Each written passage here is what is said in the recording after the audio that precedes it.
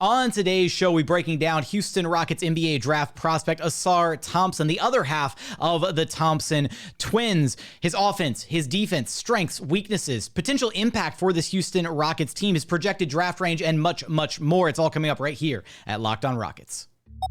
This is Mission Control, Houston. Ignition sequence start. The Houston Rockets select Jalen Green, Alperen Sengun, and Jabari Smith Jr. T-minus 15 seconds. Guidance is internal. Every time I step on that floor, I'm coming. Hey, Houston fans, I am so happy. You're getting somebody who's going to come in with a chip on their shoulder, somebody who's going to come in and compete from day one. 6, 5, 4, 3, 2, 1.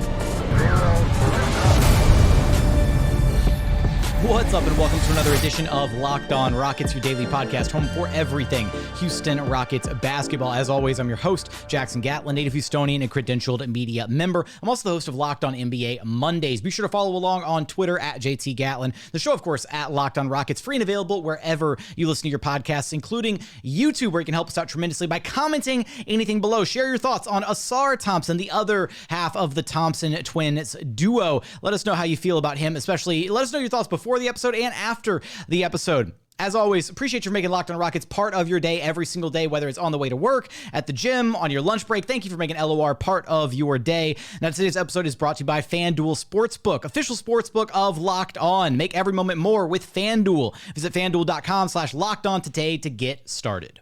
Joining us now to talk about the other Thompson twin. We already covered Almond Thompson in a previous episode. Today we'll be talking about Ausar Thompson, and here to do that is none other than Nathan Fogg, the founder and curator of the TN Prospects blog. You can check that out online. Be sure to go give him a follow on Twitter at NathanFogg1. That's 2 G's, not 1 G. Can't forget the second G. Nathan, how's it going, man? Good. Yeah, I was telling you off stream, I've started drinking because the Rockets are playing in 4 hours, so I need to get started early. Yeah, I mean, look, shout out to Rocket Girl, who is, just popularized the whole down 20 drink method of watching these Houston Rockets play basketball, because sometimes a drink does help get you through some of these games. I will be completely upfront about that. We're not talking about him today, but it is a nice French beer. Oh, there we go. We won't mention today. This podcast is now officially sponsored by this French beer. Wemby, please come to Houston. No, we're not talking about Wemby today. We will talk about Wemby and Scoot in greater detail at some point further down the line, but those are the two guys at the top that everybody knows. Everybody knows those two names at the top of the draft. We're going to be spending some time in these upcoming episodes talking about the other guys 3 on down. And today we're talking about Ausar Thompson, the other Thompson twin, if you will. And at this point, Nathan, are you at a place where you comfortably have Almond Thompson above Ausar Thompson in your kind of big board, your pecking order, or do you think there's still some room where either one of them could go, could be 3, 4, kind of some wiggle room there? No, I do have Almond ahead of Ausar, but there is so much to like about Ausar, and they do have very different but complementary games. I can see why someone might have Ausar ahead of Almond, but I just think the ceiling is too different that ultimately, I think you have to pick Almond as just this higher ceiling guy. That makes sense. I mean, I think I'm kind of tracking there with you, and I think we established in the Almond Thompson episode that right now it very much feels like the top 4 are more or less kind of locked in place, with obviously Scoot and Wemby, and then the Thompson twins, and then things start to get a little shaky after that. Although maybe one of those other names makes a surprise and kind of jumps into the top 4 here. But let's focus on Ausar Thompson, and I think, is it fair to open with, let's focus on his defense as kind of his main calling card? Yeah, that defense is phenomenal for Ausar, and he is truly an elite defensive prospect. It's something of the likes that you don't see very often, I think, in terms of a truly great perimeter defender who might be ready fairly early on in the NBA. He's not just a weak side guy or a rotation player, like someone rotating from a help side. He could be legitimately someone that you throw on the very best guards in the NBA and can hold up. It's something that he takes very seriously, sort of takes pride in it. He's 6'7", long arms, of a 7-foot wingspan, I believe. Very shifty with his footwork. And he just has this defensive style, which is so interesting, Jackson, because it's something you don't see a lot. So basically so we talk about hip flexibility a lot in basketball, which, if you think of like Robert Covington was kind of the downside of him, right? So it's very easy to picture him not being able to move side to side against like Chris Paul in the OKC series.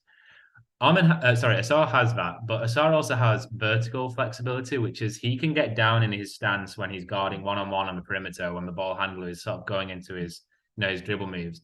And when the ball handler starts driving on him, Ausar can just instantly shoot up and he just meets him with his torso and kind of blocks his path. And then he can go back down again when he's kind of going back into his dribble moves. So it's this kind of up and down flexibility, which is kind of rare to see so smoothly with him. And him and Almond are both like fantastic athletes.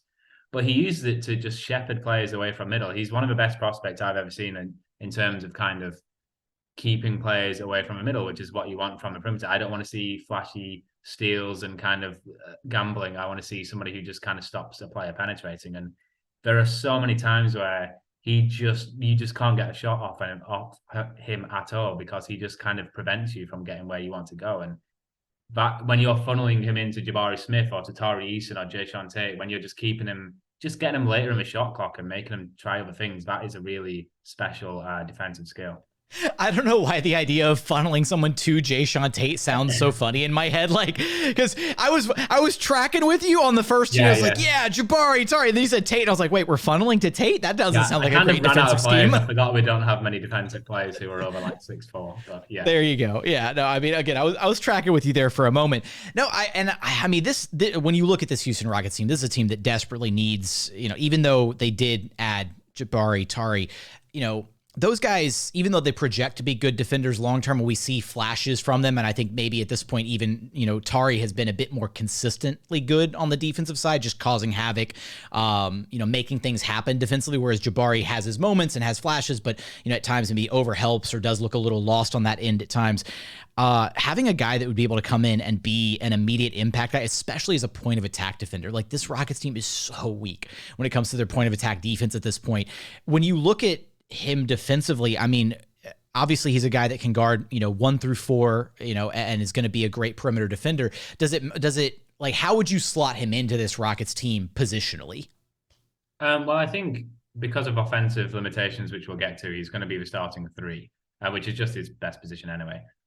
So yeah, you would want him defending the best player on the opposition team, the best sort of guard. I don't know if he'll have the strength right away because when he tries that kind of like, I'm meeting you, we're going chest to chest, I'm bumping you off your spot, he's going to get beaten by like a Jason Tate and a Paolo Banchero. That's just not going to work early on. But certainly when you're a shifty guard, just trying to get dribble, crossover, and you're just trying to get your shot up and rise, and then he's right there meeting you, that's where he's going to really excel. So if you can, because Houston has like Jabari and Tari, who are really good help defenders, KJ Martin too as well. Forgot about KJ earlier.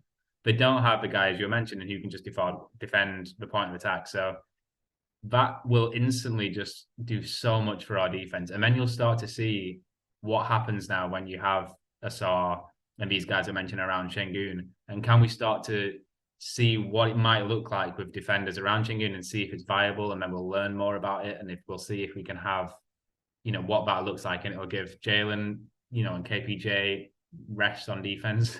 Maybe we take too much rest already, but it'll be like, you don't have to worry about it. We can hide you now. And we have this stopper kind of guy. I want to revisit some of how that defensive fit would look a little bit later on in the episode, but coming up, we're going to dive into kind of the offensive side of things, maybe the side where there are some concerns, but also maybe some promise, as well. Maybe he doesn't quite get the flowers that he deserves for some of the offensive capabilities that he has, some of the prowess that he's shown on that end. We're going to get there after a quick message from our friends over at FanDuel. The NFL playoffs are here, and we are really excited about our new sports betting partner for Locked On because they are the #1 sports book in America, FanDuel. And if you're new to FanDuel, that's even better. They have so many great features that make betting on sports fun and easy. New customers join today to get started with $150 in free bets guaranteed when you place your first $5 bet. Just sign up at FanDuel.com/lockedon. FanDuel has all your favorite bets from the money line to point spreads, even player props. Plus, you can combine your bets for a chance at a bigger payout with a same game parlay. Right now, you can head over to FanDuel.com to take a look at who the odds-on favorites are for the NBA Finals. Right now, the Boston Celtics leading the way at +390. The Milwaukee Bucks right behind them at +550. The Brooklyn Nets and Denver Nuggets both at +800, and then bringing up the rear, you've got the Golden State Warriors at +850, and the Memphis Grizzlies at +1000. all on an app that's safe, secure, and super easy to use. So, football fans, basketball fans, don't miss out. Place your first $5 bet to get $150 in free bets, win or lose, at FanDuel.com/lockedon. Make every moment more with FanDuel, official sportsbook partner of the NFL. And continuing on here at Locked On Rockets, your daily podcast home for everything Houston Rockets basketball. Now, Nathan, when we kind of move things over to the offensive side of the ball, you mentioned this when we were talking about Ausar Thompson and, when we covered him in our previous draft episode, but that there's maybe some, maybe that Ausar has some passing capability as well.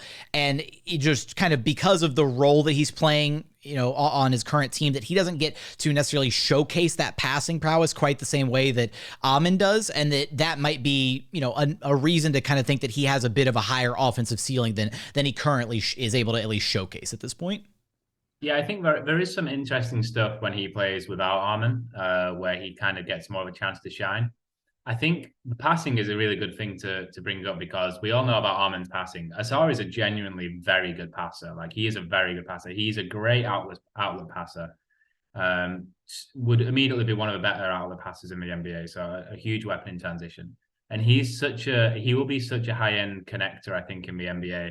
So when we think about connectors, what that means is someone who can do the middle stuff. So can flash middle and actually make that next pass. So he can just because he's so athletic and he's so fast and he has these great cutting instincts. He can just curl off the screen weak side, catch the ball at the free throw line and whip it across himself to the opposite wing or the opposite corner.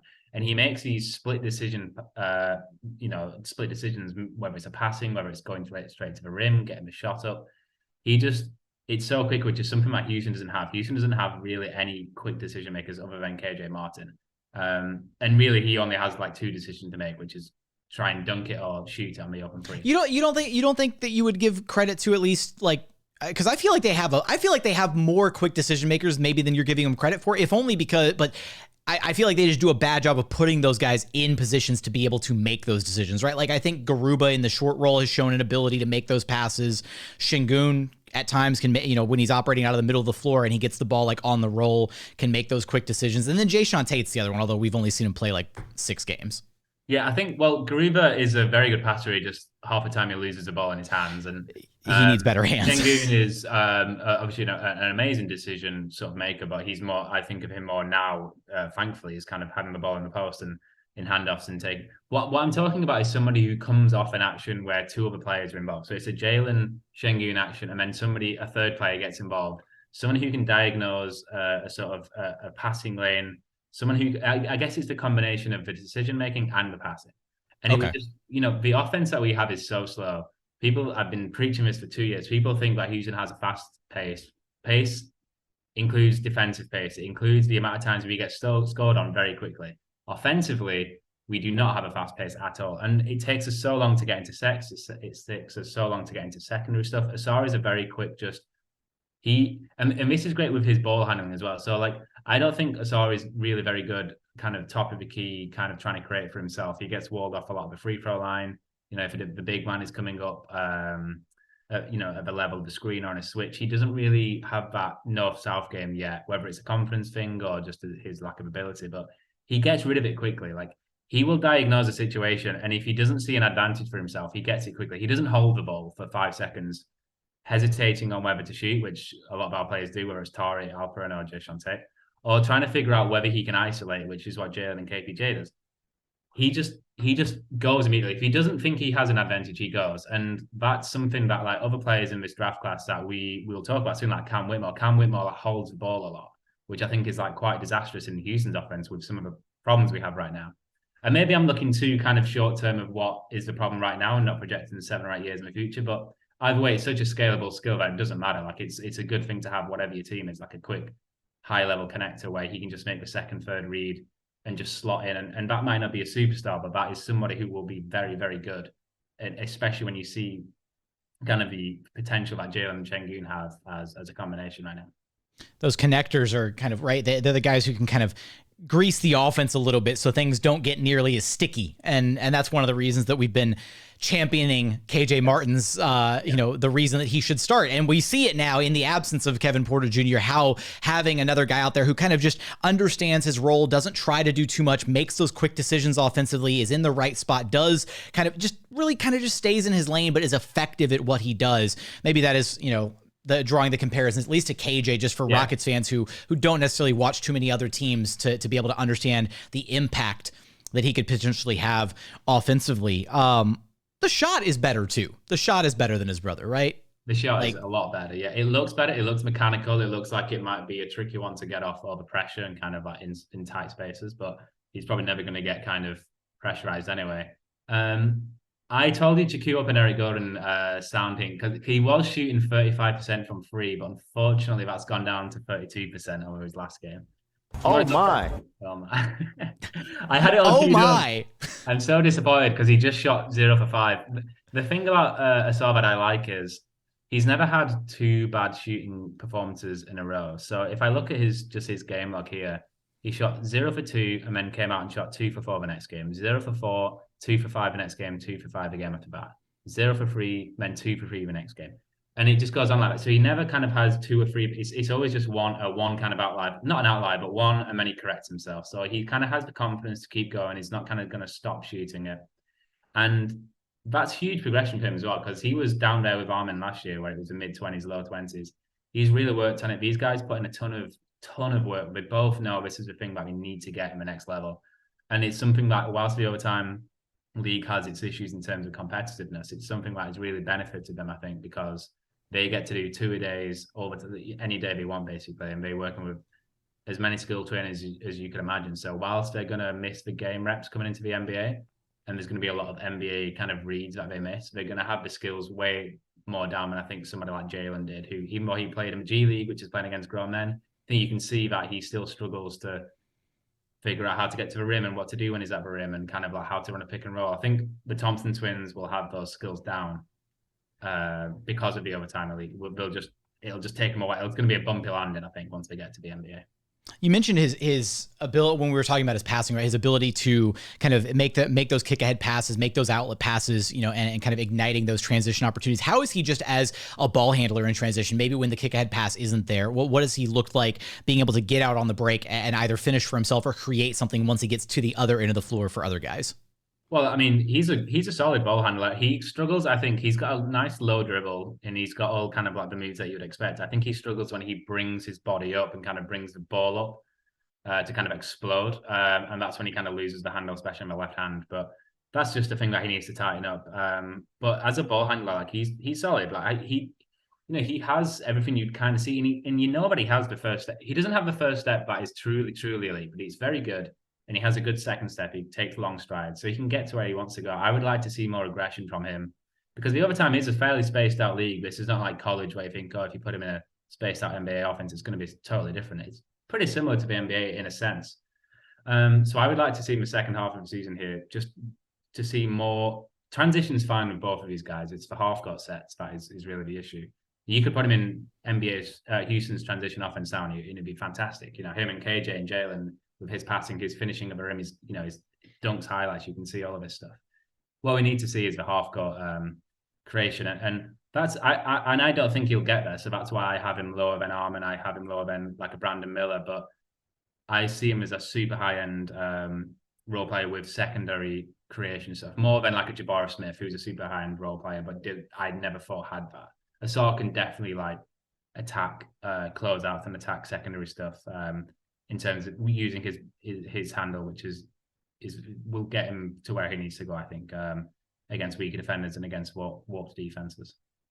Coming up, we'll tackle Ausar Thompson's projected draft range, as well as some of the other immediate benefits and impacts that he would have on this Houston Rockets team. Plus, we get to the moment of truth, a tankathon spin to see whether the Rockets land somewhere near the top of the pecking order or a little bit closer to the projected range for one of the Thompson twins. We're going to get there in just one moment.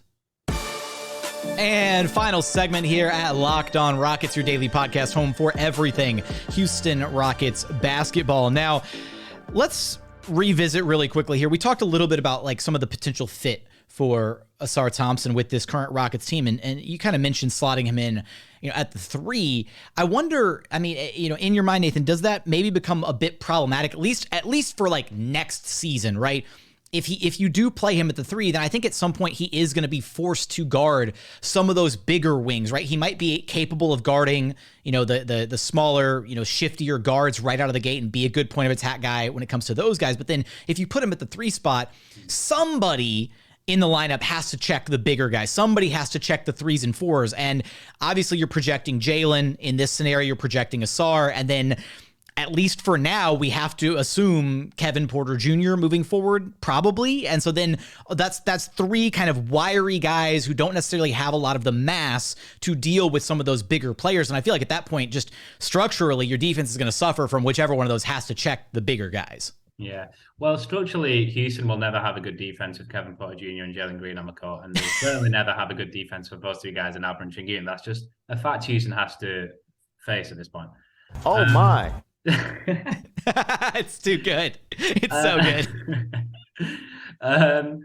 I actually think this might be a little bit crazy, but I actually think Jalen guarding 3s might be good for his engagement rate because he just loses any kind of guard who runs around off ball. Like watching Jalen Green kind of try to defend like Jordan Poole is the worst experience as a Houston fan that you'll ever have in your life.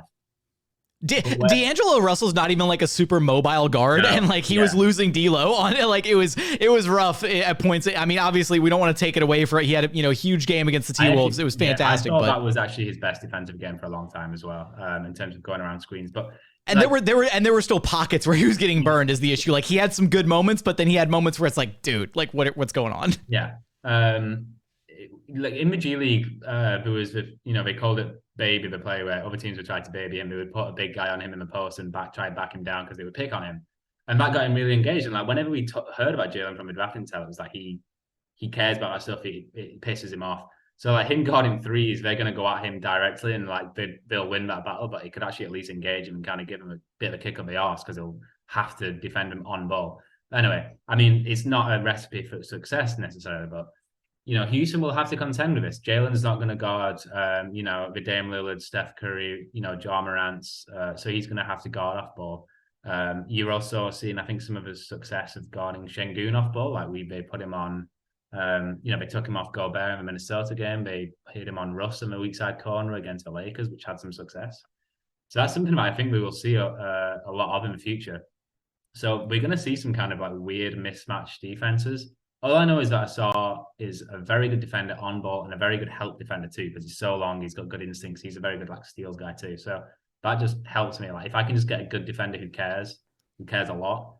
Like the overtime league gets its kind of, it's a bad league for watching competitive basketball. They're up 40 points every game by halftime, but the fact that they're up 40 points by halftime every game and Ausar Thompson still gives a shit every time is like huge to me personally. Like I saw a game where they were up 15 with 3 minutes left. The game's over.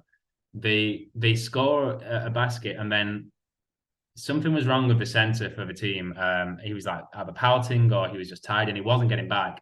So it was kind of his man was already down the court. And Ausar Thompson saw that his big man just wasn't getting back, and he's like clapping right in his face, like swearing him, get back, get back. And this is like up 15 with like 3 minutes left. And that's kind of the accountability that we want that to be attitude that I think Houston would really forget about the star stuff for now. I know we all need a star. We want a star in this draft. My bar is so much lower right now watching this 13-game win streak, like loss streak, sorry. I just want someone who cares, can play defense, and can do stuff offensively. And at that point too, I mean, if you're looking at least a projected lineup of Jalen, Sengun, Jabari, and then you add Ausar Thompson potentially to that mix, then you've got kind of the necessary pieces of you've got at that point then 2 kind of plus defenders or guys who at least project to long term be plus defenders for their career at some point in Thompson and Jabari, and then the recipe becomes okay. You got to find that third possible plus defender, because at the end of the day you can't you're going to struggle defensively if you're featuring Jalen and Sengun heavy minutes in your lineup. So then the recipe becomes you've got to find that third plus defender to put next to those guys. And if you've got 3 plus defenders, then at that point you might have something special working, especially if the offensive ceiling can be attained, which at this point the offensive ceiling looks like it could be sky high, running a heavy 2-man oriented offense through Sengun and Jalen. Absolutely, yeah. And to clarify, we have seen Kevin be a decent defender at times last year. We talked about it on the Almond podcast, actually. It's just how good does he have to be with Sengun and Jalen? Do you need 3 elite defenders? Because I think Ausar and Jabari will be elite together. Like, that is a fearsome wing prospect defensively. I mean, that is seriously possibly the best wing kind of defense in the league over the next 10 years. So that's huge with a lot of wing scorers in the league these days. It's just, is that enough? Well, we'll see. But I think it'd make a significant improvement. I mean, and he gets back in transition as well. We have the worst transition defense in the league all the time. Like, he gets back in transition. So I think he could take us from 30th to 21st, and that'd be a big step. Wow. Okay. This is high praise. Yeah, and I think Tari will get better, Jabari will get better. There'll be improvement in there too from us. Yeah. Absolutely. I mean, it just, getting through that rookie year helps out so much. And then, having a full off season in like an NBA strength and conditioning program and being able to really work on their bodies going into their sophomore year, like all that stuff is going to help tremendously. There's a world where you mentioned Tari's name and I'm like, there's a world, man, where like envisioning like Jalen and Ausar in the backcourt and then Tari, Jabari, Sengun, and just having that be the lineup, like in some capacity, could be really interesting. Yeah. But I think if you're entertaining that even as a remote idea, like Jalen has to get more competent as a ball handler. Yeah, I don't think that's a serious, realistic prospect. I mean, against bench units, kind of like goon squad lineups, I think would be fun. Yeah, I just don't think there's not enough shot creation in the backcourt for me, unless you seriously were just like, we are full on Nikola Jokic style in this offense. We are doing everything. Like 95% of players are around Sengun, and then you don't really need as much ball handling, but that's probably not what's going to happen. So let's take a look. Obviously, we mentioned it early on. You've got Scoot and Wemby at the top. Or I should apologize, Wemby and Scoot at the top. I want to say Scoot and Wemby because that's like the natural progression of the words. But Wemby is the first, so it's like, and I feel weird throwing it the other direction. But anyways, those two guys at the top. Then you got the Thompson twins, kind of right in the mix there, 3 and 4. I mean, what? Obviously, maybe somebody takes a reach right and wants to go Ausar over Almond at this point. So maybe the top end of where he could land draft-wise is number 3. How far do you see him potentially falling, though? What's the lowest do you think that Ausar Thompson could fall in this year's draft? Well, I mean, I think he could fall to, 7 or 8. I mean, there's people who definitely will have Cam over him. There are people who have Brandon and Almond over him. So that's already 6th. And then somebody might take a punt on, Nick Smith, even though he's going to be out with his injury. I'm just looking at the mock draft now. I mean, that's really the top 5 for me. Him, Armin, and Brandon Miller in the top 5. Brandon Miller's out, and Cam as well. I would be surprised if I think it would be a mistake if he went lower than 6. But you see him around 7th or 8th in some of these mock. People just don't really respect the overtime league, so that is a knock on him for sure, I think. I do wonder if there's a world in, because this has been a topic that's been explored by some fans, is, the idea of if the Rockets did land the number 3 overall pick, right? Is there a possibility, a world where maybe trading down and trading back a little bit further back into the lottery, maybe in that 6, 7, 8 range, and trying to pick up a future asset might be something that you could do. And maybe if Ausar Thompson is the guy that they have their eyes on, and if they think that there would be enough teams, depending on how the lottery pecking order shakes out, that they might be able to accrue that extra asset, trade back, and then scoop him up a little bit further down the line at 6, 7, or 8. Maybe that's an interesting dynamic or possibility. I think if Houston doesn't get him a top 2, the trade to look out for would be them trading out of the draft entirely for a star. We'll put star in quotes. And that is when things get exciting and also very dangerous for a potentially franchise disastrous altering move. So that's the big thing. I don't think there's any chance we trade down for more young players. I think trading out is a worry. Exactly. I mean, I'm very much at a point where I think 3 or lower, and you are kind of in that territory of, I mean, does this organization really want to commit another 1 to 2 years for another top prospect to kind of, get their NBA legs under them, get established, understand the game, grow, develop, all that stuff when, winning becomes the goal as early as next season. So yeah, trading out of that spot, whether it's 3, whether it's further down, I mean, the lowest they can go is 5 right now, but having that asset and then packaging it for, like you said, a star or at least an impact player, right? Because then maybe you make a play with the cap space money, you bring in another impact player, all the current crop of young guys get another year older.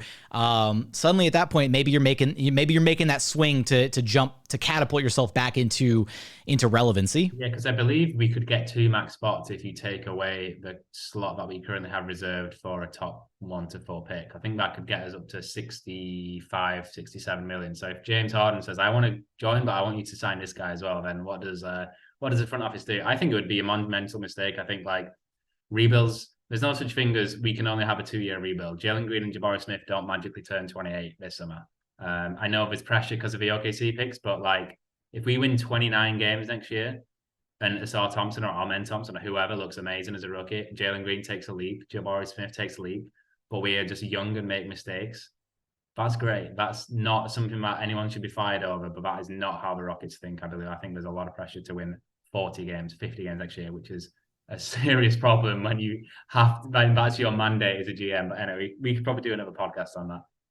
We could. That would be a whole separate discussion from all the draft stuff that we're covering here. Nathan, is there anything else that you want to chime in about Ausar Thompson before we head to the fated Tankathon lottery spin here at the end of the episode? No, I'm just looking through my notes here. No, just a very high-end athlete who makes good decisions, very good kind of person from all the intel. Has a really kind of nice potential as a handle, like has a nice spin move, as an in and out, can change pace, sort of change direction and change the pace a lot. How about this? How surefire are you about Ausar compared to Almond? Like if you had to put like a confidence level into both of those guys as to, and you know what, I will force you to answer the question, the bustability rating here on a scale of like 1 to 10, right? 1 being the possibility of these guys busting is monumentally high. They might never pan out. 10 being that they're going to be flawless. They're going to be incredible players. I think the bustability rating on both of them is very low in terms of real bust out of a league kind of bust. That's like a 1 or a 2. You just don't see this. You don't see athletes this smart busting out of a league. So they won't be playing for the Guangdon Tigers in like 3 or 4 years. For the Guangdon Tigers, no. Otherwise known as the Houston Rockets. Oh man, it's brutal. It's brutal. Where is it? Oh my! There we go. I had to sneak one more oh my in there at the end. Yeah. All right, let's go ahead and let's run it up then. Let's go ahead and try this Tankathon spin. Let's see where we're at. I hate this, Nathan, because I feel like ever since the Rockets have had the best odds in the Tankathon race, they can go no lower than 5. I feel like they constantly land at 4 and 5 now. This is a thing. Tankathon massively overrates. Like it skews the number 1 position to 5. I'm 100% sure of this. It's, we're going off tinfoil hat theory at this point, but it's, it very much feels like a real thing. So bear with us as we don our tinfoil hats for this conspiracy theory. But let's burn the number. Let's see what happens. Spin the wheel. Oh, okay. Victor actually goes to a place that is going to at least feel maybe slightly familiar. He goes to Canada. The Raptors jump up to number 1 on this spin. This is awkward. So Raptors go 5 spots up to number 1. Detroit stays put at number 2. The Wizards jump up 4 to number 3. The Magic are at number 4. And then the Rockets fall all the way down to pick number 5. Man, I do not like this spin. I have to atone for these sins because these Tankathon spins have not been great on these episodes, man. Oh no, we had Victor in our first one, so that's good. Sorry, yeah. I mean in general. Sorry, our episodes have been like we're 1 and 1 so far at this point, but like the last few like LORs that I've done, game recaps and whatever, like I've been landing like bad Tankathon spins. So this is at least with maybe you're the good luck charm here, Nathan. But Houston is calling Toronto now, saying, so you have Wembanyama. Do you want Siakam as well to try and compete, or do you kind of want to like tear it down? Do you want the 5th pick for Siakam around? No, that would be. I mean, hey, you bring James Harden via free agency, Pascal Siakam. Maybe that's a little something you're. Or the calling Detroit saying like, do you really want Scoot Henderson next to Cade Cunningham and Jaden Ivey? That's the one. There you go. That's the one that you call up and see. Hey, so about Scoot, right? All right, Nathan. You know the drill. Let everybody know where they can track you down at. At Nathan Fogg 1 on Twitter. Come and shout at me about Kevin Porter Jr. That's going to do it for another edition of Locked On Rockets. As always, thank you so much for checking out the show. If you haven't done so yet, please consider subscribing wherever you listen to your podcasts. That's Apple, Spotify, Google, the Odyssey app, free and available on all podcast platforms. We're also available on YouTube. Just go to YouTube, search Locked On Rockets. Be sure to like, comment, and subscribe. Let us know your thoughts on Ausar Thompson after this episode. Do you feel better about him or worse about him as a potential draft prospect for the Houston Rockets? Let me know in the YouTube comments. Read each and every one of those every single day. But as always, thank you so much for watching. Thank you so much for listening. We look forward to having you back right here at Locked On Rockets, your daily podcast home for everything Houston Rockets basketball.